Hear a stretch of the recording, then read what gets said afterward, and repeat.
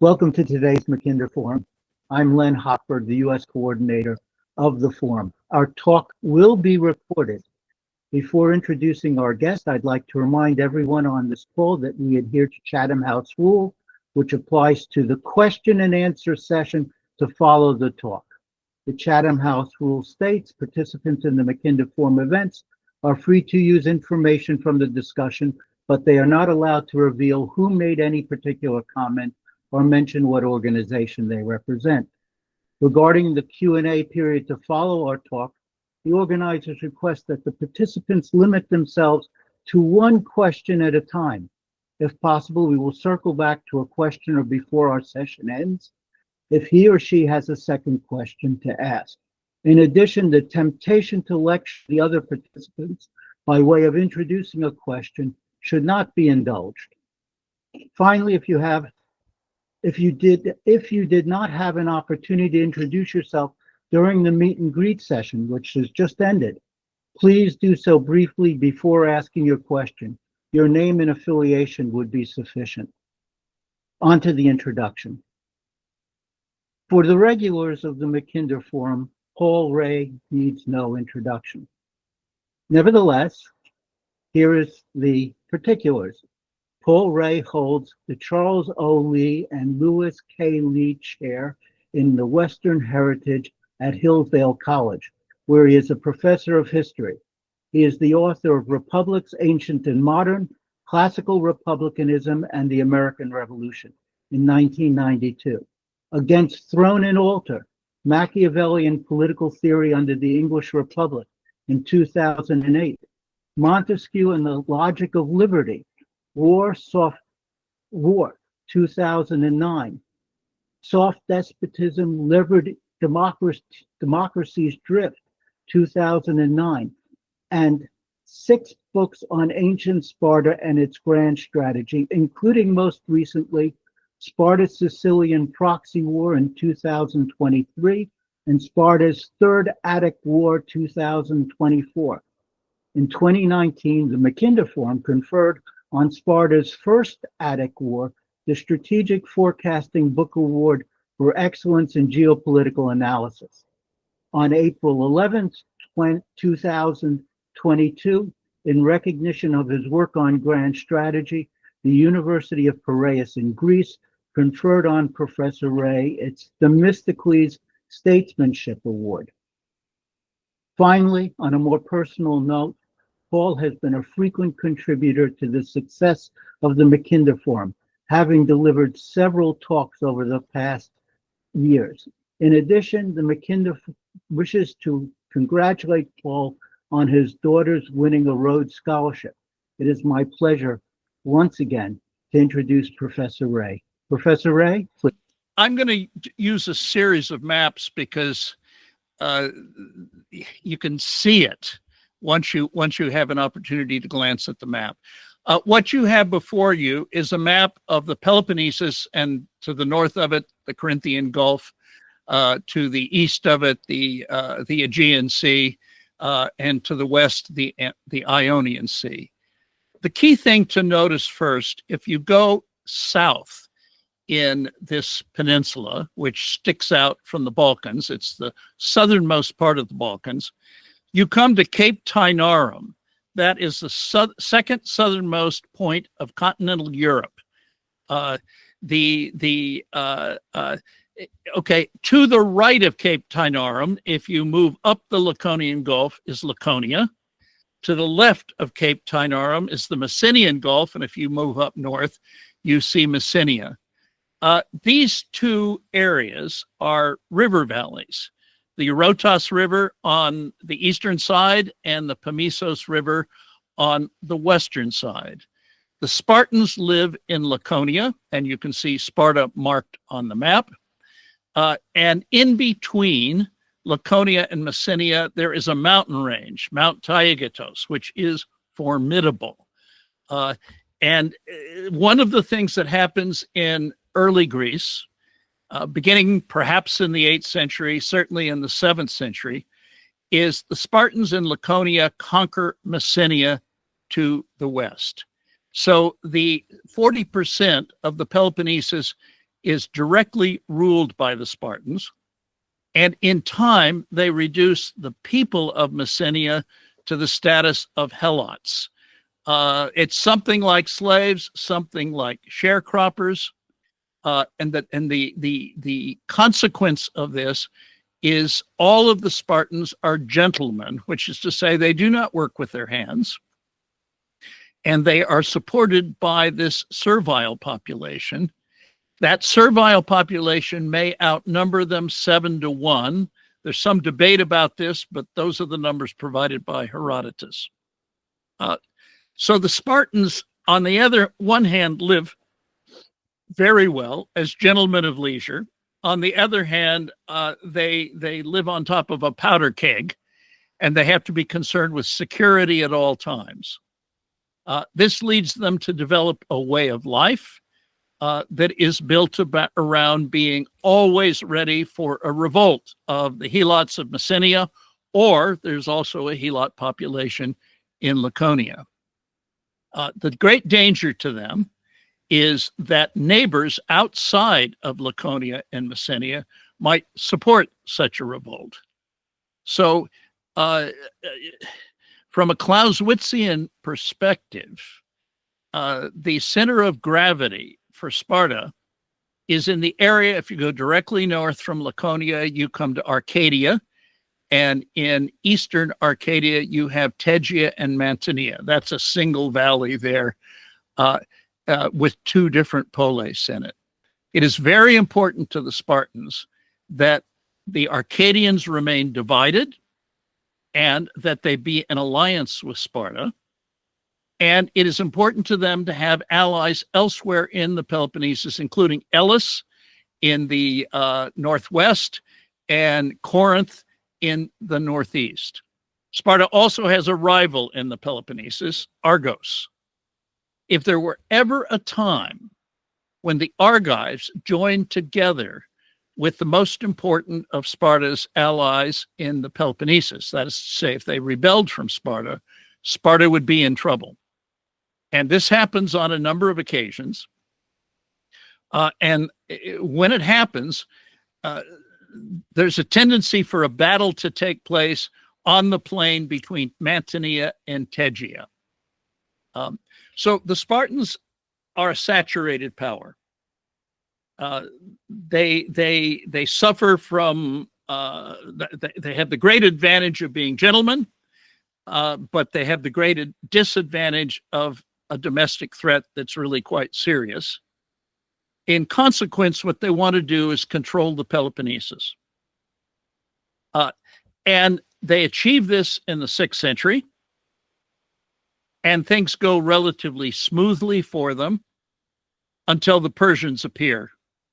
And this is the first time that you've had a single power unite the ancient Near East, including Anatolia. And that power then becomes a threat to this little kingdom that the Spartans have built for themselves with what may be the world's first standing alliance. I'm going to now move to Athens. Athens was a somewhat backward place until the Persians came along. And in 490, they beat the Persians at the Battle of Marathon, and you can see Marathon over on the left part of this map, the eastern part of this map.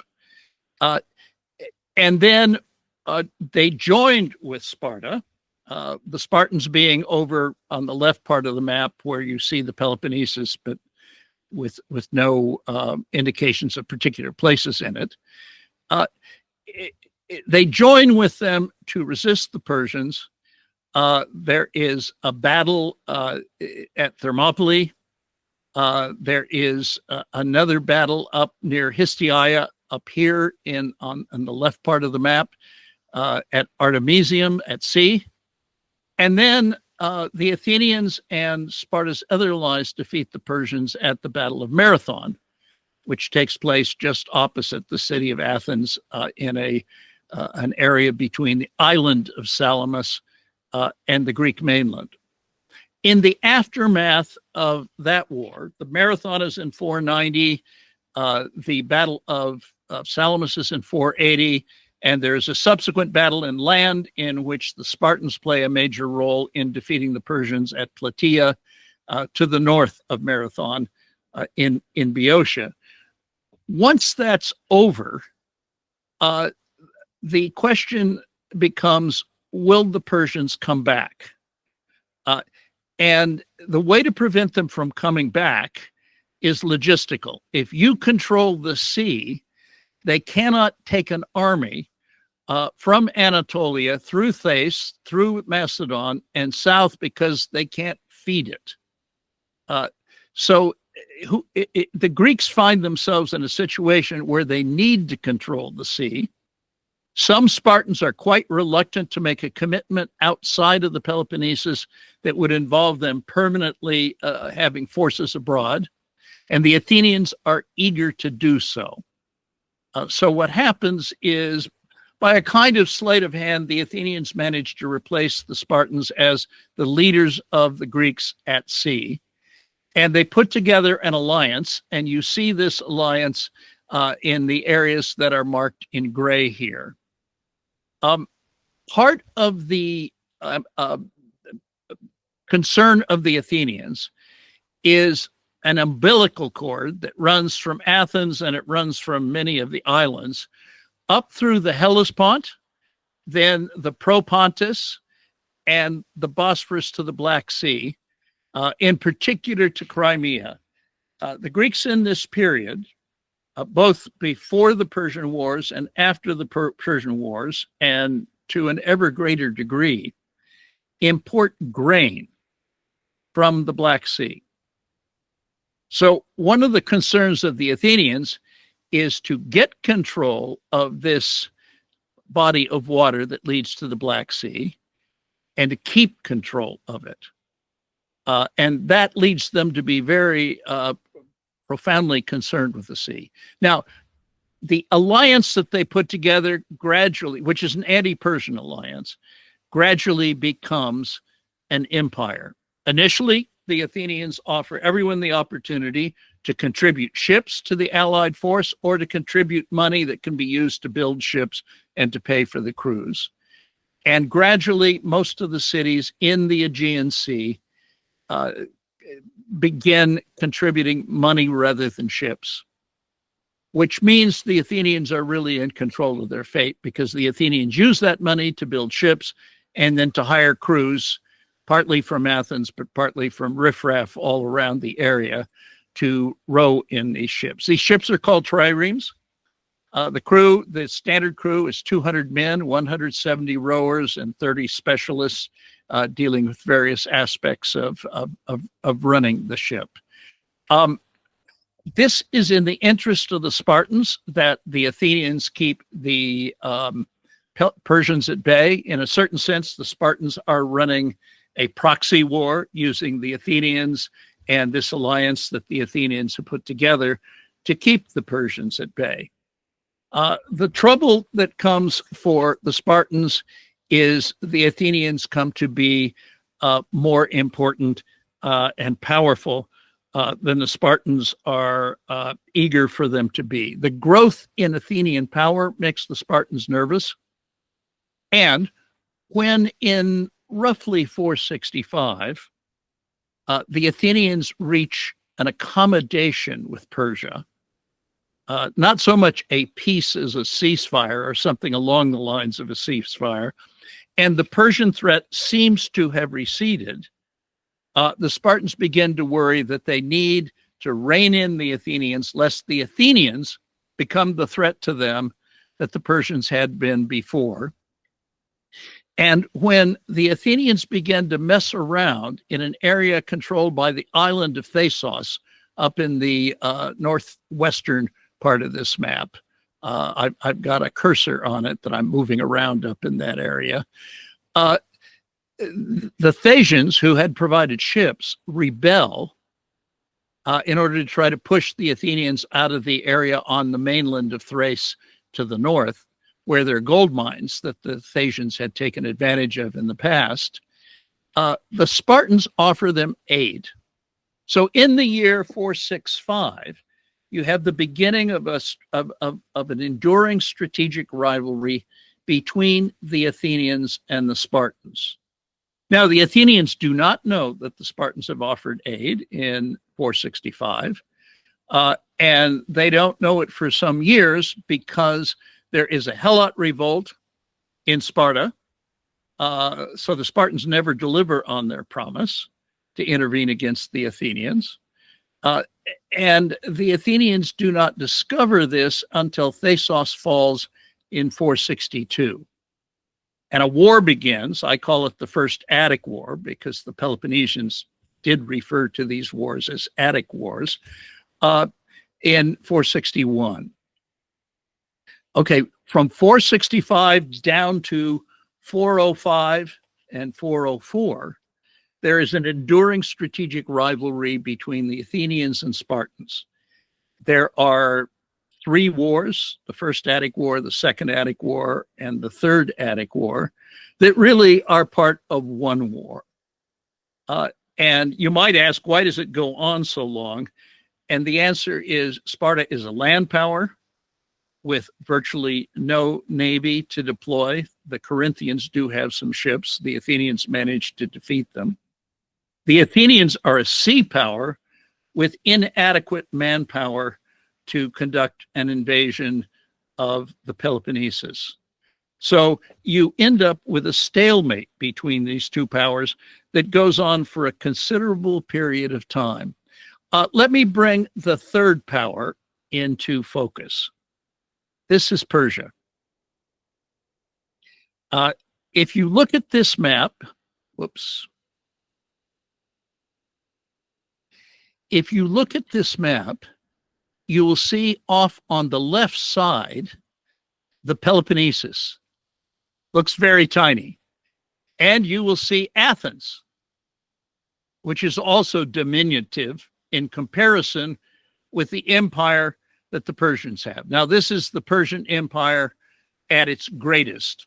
In the time that we're speaking about, the 5th century, the Persians are not in Macedon, not in Thrace, and not in Doriscos. But most of the rest of this, except for the Aegean and a good chunk of the coastline of Anatolia down to Pamphylia here, the Persians control.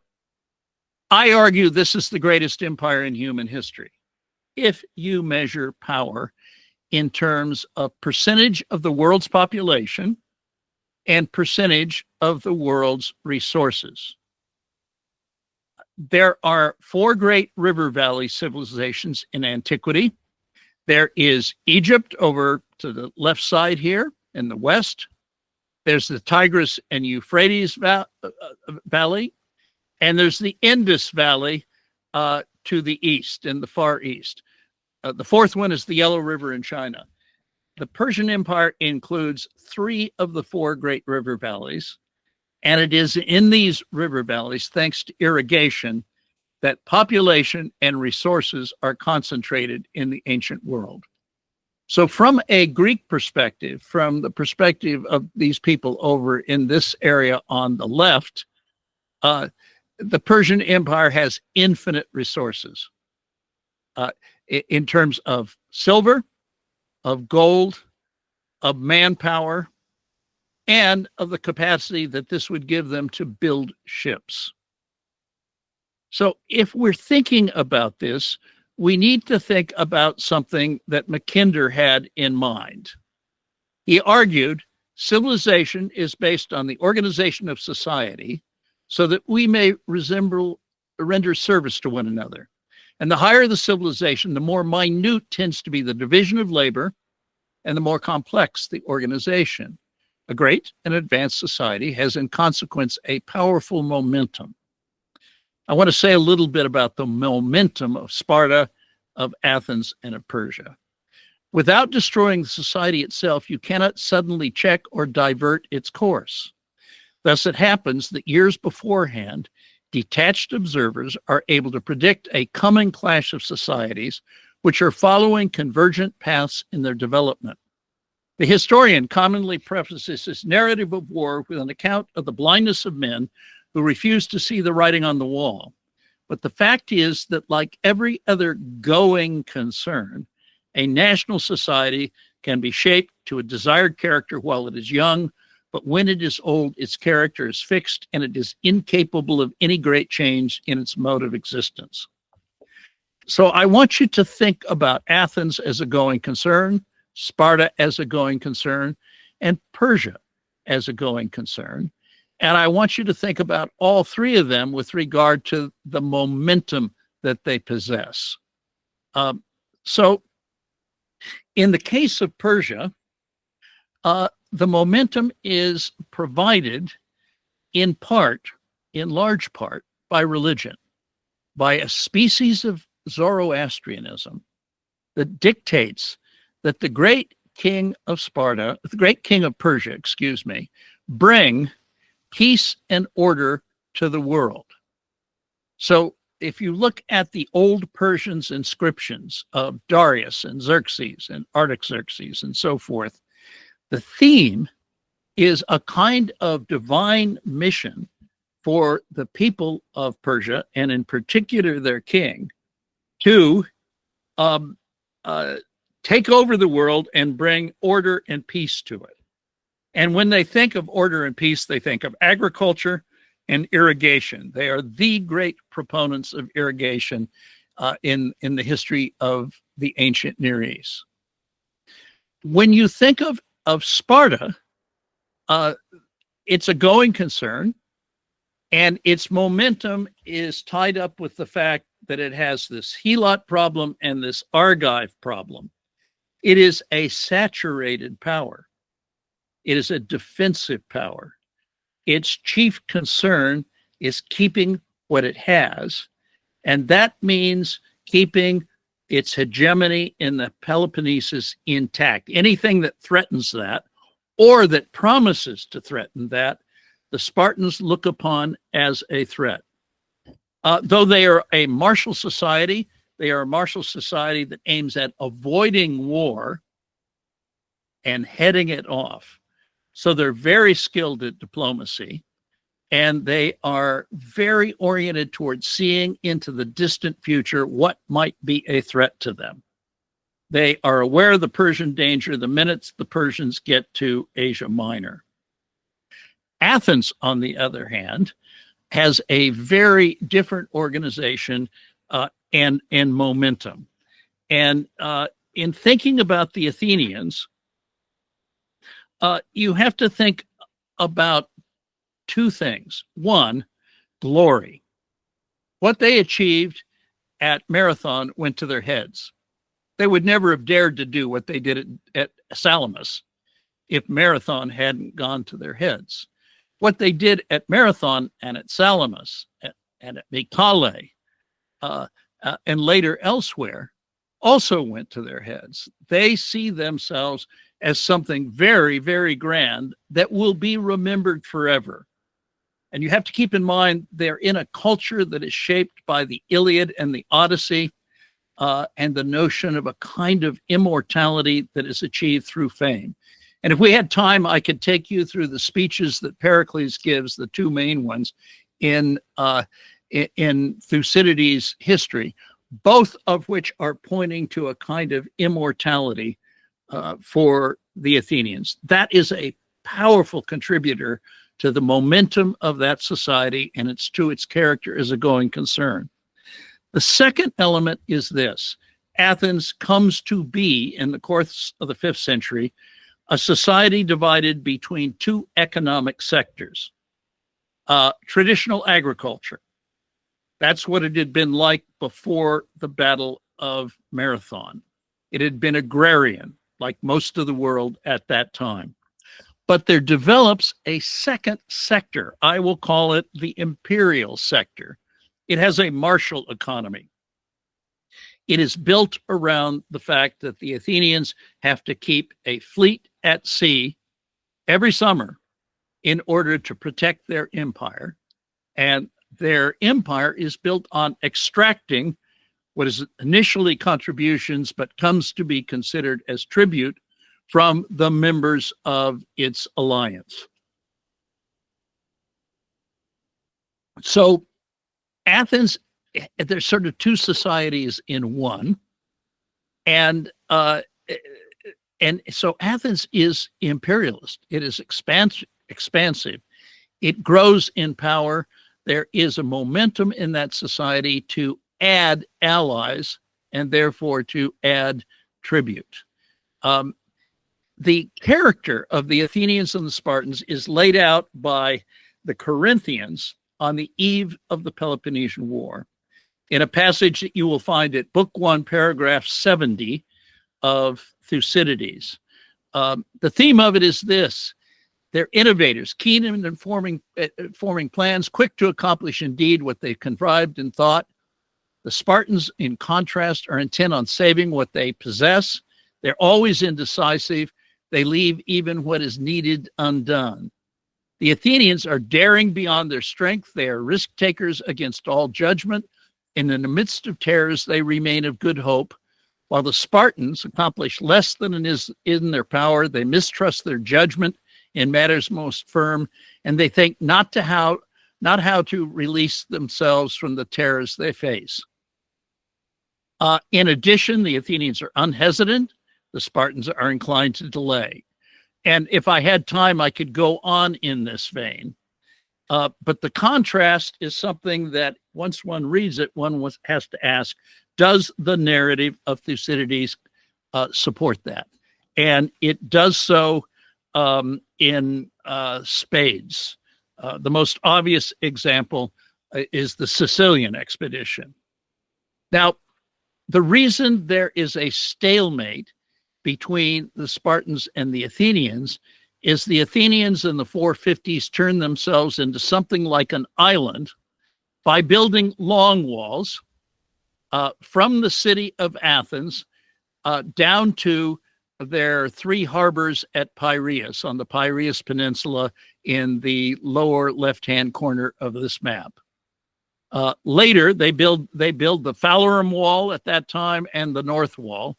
Later, they will improve upon this by building a middle wall so that there is a kind of fallopian tube that connects Athens with Piraeus. This means that if the Peloponnesians were to invade Attica, that is to say, the Spartans were to lead the troops of the Peloponnesian League into Attica, the Athenians could retreat to their city behind the walls, and if need be, they could feed themselves to their harbor down here. In that sense, Athens becomes something like an island, and they cannot really successfully be attacked by land. That is the source of the stalemate. The Spartans try to prevent those walls from being completed, but they're not wholehearted about it because the Spartans really are not wholehearted about much of anything. All right. How is it that the Athenians lose the war? The answer is the Sicilian expedition opens up that possibility for the first time. Now, a word ought to be said. In the year 418, an Athenian named Alcibiades managed to put together a coalition that threatened Sparta inside the Peloponnesus. And there was a battle that took place between Mantinea and Tegea, which I'd pointed out on that earlier map, involving Athenians, Mantineans, Argives, and it might well have involved Eleans and more Athenians. The Spartans barely win that battle, but it is the first time that the Athenians have presented themselves as an existential threat to Sparta, and that changes Spartan attitudes. This same Alcibiades ends up in exile in Sparta, and he suggests to the Spartans that they send a single Spartiate to Sicily to help the Syracusans, to lead the Syracusans in defeating the Athenians. This Spartiate, a man named Gylippus, succeeds beyond anyone's imagination. The Athenians lose not only the initial expedition to Sicily, they lose a second expedition to Sicily. And in the year 413, they find themselves with virtually no ships and with very little money left in their treasury for the building of ships. Before this, They also do something to technically breach the peace with Sparta. And again, at the suggestion of this Alcibiades, the Spartans decide not to send the Peloponnesians on a ravaging expedition from the Peloponnesus down here to the left through the Megarid into Attica. They decide to build a fort in Attica at Decelia, up high on Mount Parnes, where you can look down on Athens and the Piraeus, and to prevent the Athenians from sowing their crops year-round. This hurts the Athenians much more than the earlier ravaging expeditions that had been carried out by their king Archidamus. Now it's his son Agis doing this. And it pits the agricultural population who are being denied access to their estates against the imperial population, which depends upon the empire. And the taxes that are imposed on the wealthy landowners are onerous, and they have no stream of income. So they have to dip into capital to pay these taxes. Athens loses the war, not so much because the Spartans defeat them in battle, as because the Athenian population comes apart at the seams. It is a reminder that wars are not fought just against armies. They are fought against political regimes. And by settling at Decelia, the Spartans threaten to tear Athens apart. In the aftermath of the defeat in Sicily, the Spartans decide to take to the sea and become amphibious. And their aim is to take the war out to Ionia and ultimately to strike the Athenians in this area, which is their center of gravity because of their dependence on grain imports from the Black Sea area. Now, they would never have been able to do this except for the fact that the Persians decide this is the time that we can intervene to our own advantage in the struggles that are going on in Greece. They have tried it before without success. This time, the Spartans are willing to take the money. So what you have is the Spartans and their allies building a fleet, and then when they lose, another fleet, and then they lose yet another fleet with Persian money. And the war takes place out in this region. Initially, the war is concentrated in Chios, which the Spartans take, and Chios is a city that provides ships to the Athenians, so there are 60 ships and crews with experience added to the Spartan forces. And they base themselves at Miletus, where the Athenians base themselves at Samos, very nearby, if you're looking down the coast to Miletus. They move to Miletus because Alcibiades, the renegade Athenian, is playing a role, and he moves them away from the Hellespont because he wants to go back to Athens, and he wants there to be an Athens to go back to. So he wants to put Athens in a position where they desperately need him without putting them in a position where they're going to lose the war. Keep an eye on this area. Look at the Hellespont, and at the narrow point in the Hellespont, which is near Sestos and Abydos. Look at Cyzicus in the Propontis, or the Sea of Marmara on the south coast. And then keep in mind Byzantium and Chalcedon up here.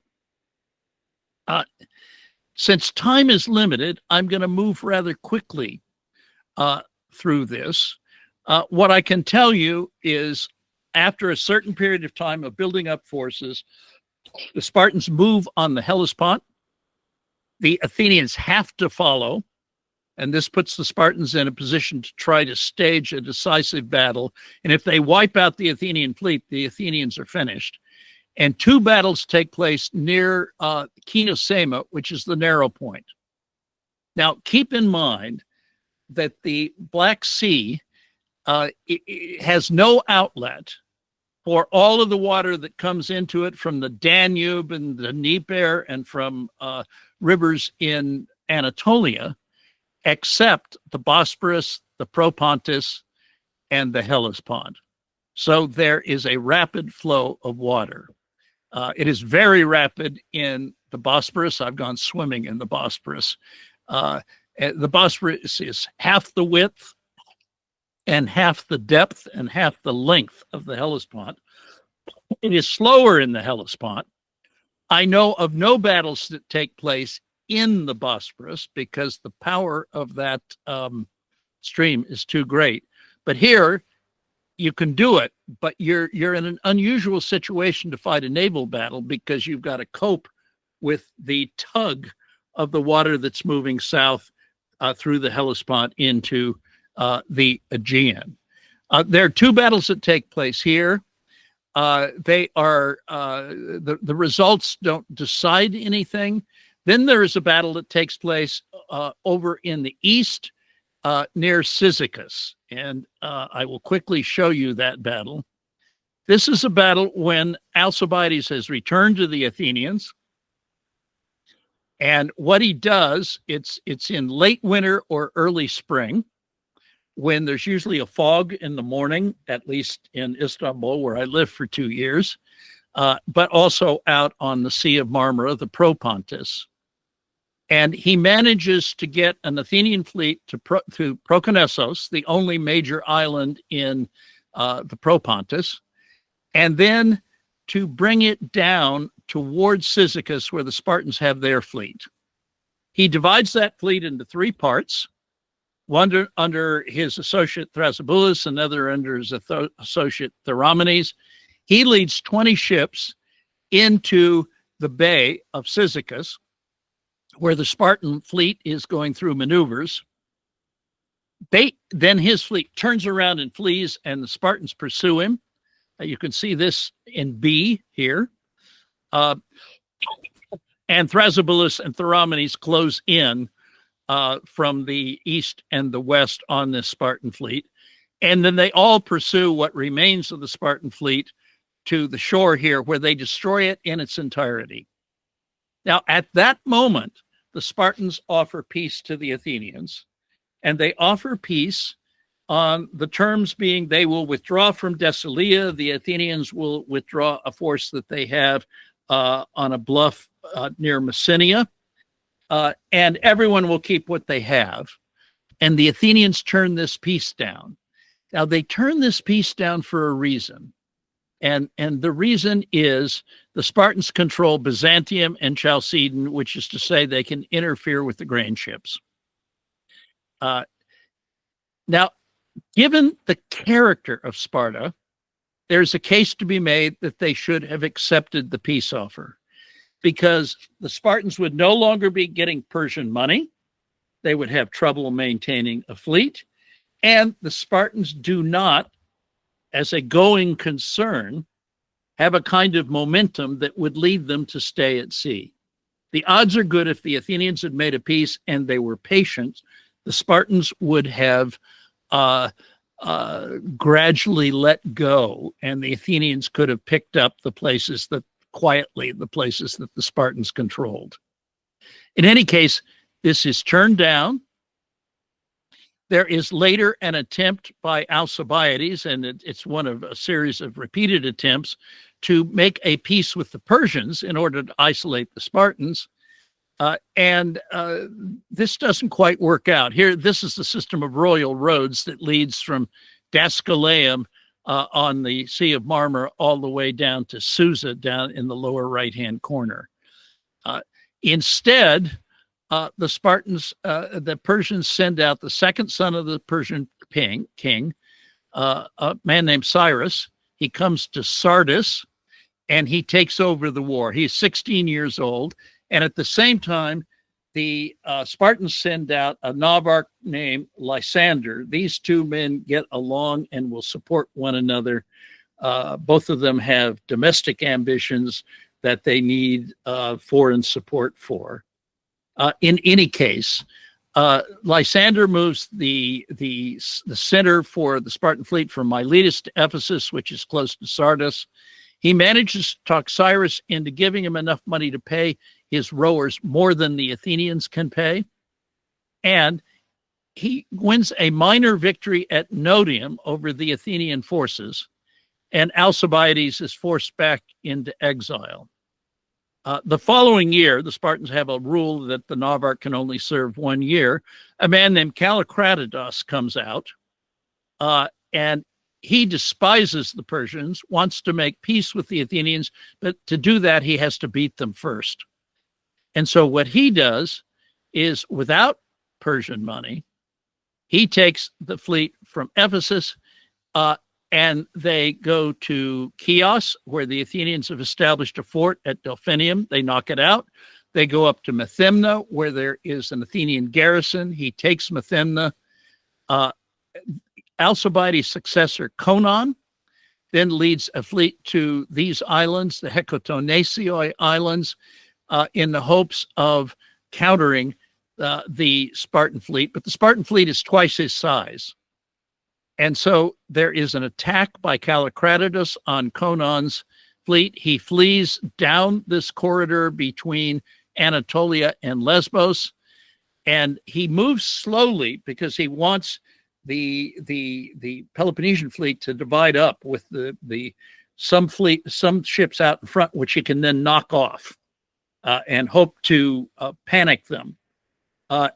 It works halfway. They do knock off some ships, but the rest of the fleet does not panic and pursues, and he ends up losing a good chunk of his fleet, and another part of his fleet pulls into Mytilene, into the harbor here, and makes its way to the military harbor in the south, where a siege begins.